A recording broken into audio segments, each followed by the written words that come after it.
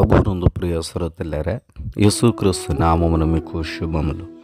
మన ఆత్మీయ మేలు కొరకే ఈ దిన వాగ్దానము. యెహోవా నీ అద్భుత కార్యములన్నిటిని నేను వివరించేదను. 9వ కీర్తన 1వ చరణం. దావీదు తన యొక్క ఆత్మీయ జీవితంలో దేవునితో ఒక చక్కటి అనుబంధం కలిగి ఉన్నాడు. ఆ అనుబంధం వలన భక్తుడైన దావీదు జీవితంలో ఎన్నో అద్భుతాలు దేవుడు చేస్తూ వచ్చాడు.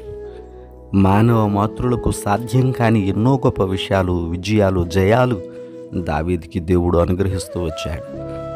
దావీదు పోవు చోటెల్లను దేవుడు అతన్ని హెచ్చిస్తూ వచ్చాడు.